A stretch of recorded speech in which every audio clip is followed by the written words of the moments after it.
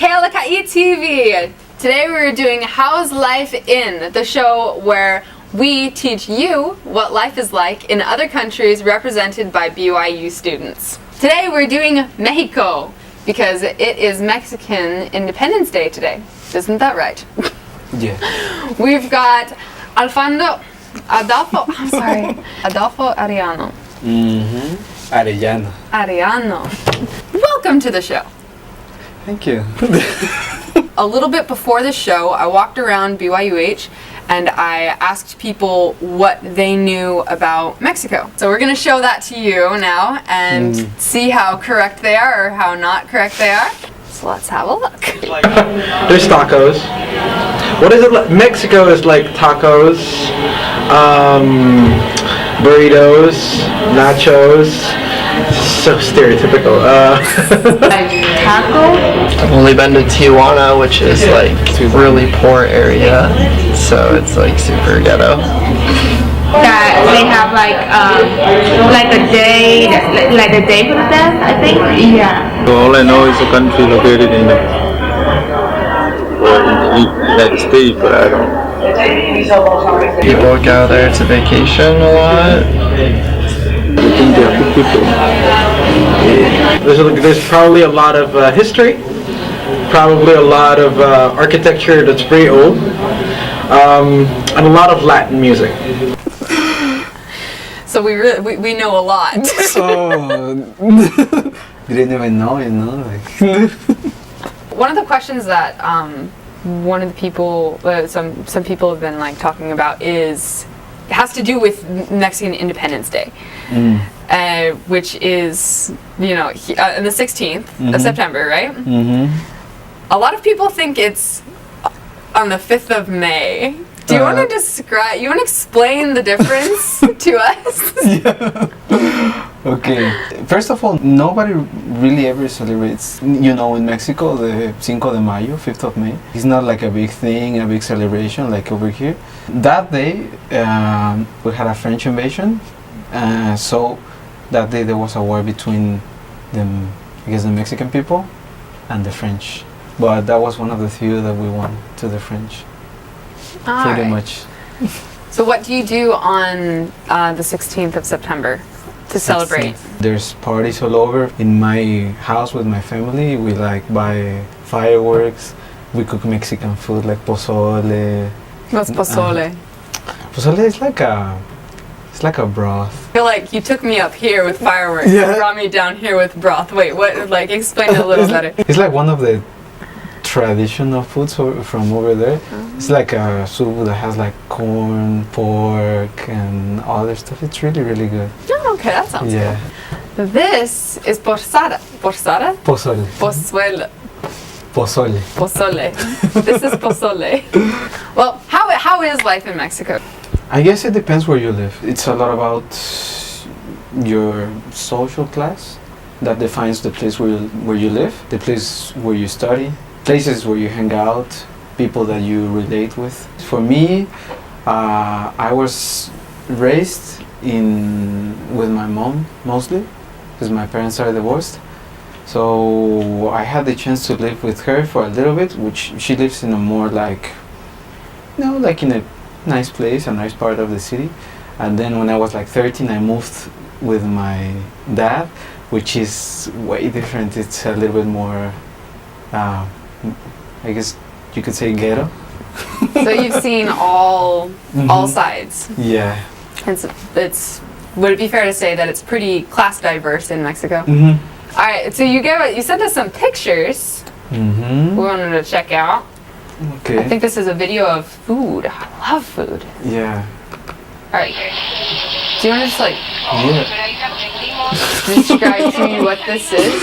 Okay. I really, really like this video because I came back from a mission like a month ago. And before that, I was over here at BYU, so I haven't really had the chance to be in Mexico City for a while. But that's how do you say, food stand? That is like where my father lives, kind of like in the ghetto part, in the corner of where I live. And I really like it because it's like street food, and those ones are called gorditas. and those are like one of my favorites. And actually, to eat that, it's a little bit, you risk yourself a little bit because it might be, you might get sick if you're not used to eat What? street food. Yeah. Yeah, like. It's dangerous. I mean, depends. Depends if you're used to like street food. But it's really common to see that like in Mexico City. Or mostly like those stands are like up to like 11, 12 at night. Oh, okay.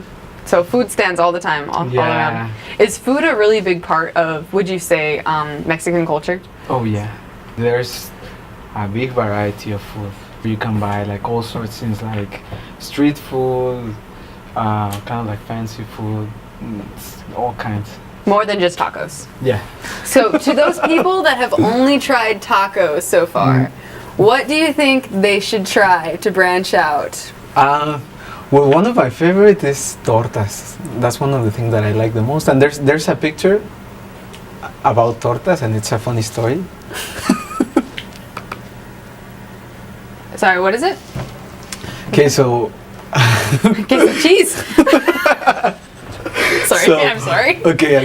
I need to explain you this, okay? So like this is, I took it in a day that I went to the temple. So this day I went to the temple with like other returned missionaries that served in my same mission and everything. So we're like, I'm hungry, let's go with something. So we went to this stand that is right in front of the temple. Like it's a street stand. And over there I saw this. What caught my attention is the name of the tortas. The tortas is like it's like a Subway sandwich, like a baguette. Okay. It's like that. So if you look at the like over here, where it says Fantastica, all the way down, like everything that is under Fantastica, what do you see over there? Oh, let's see.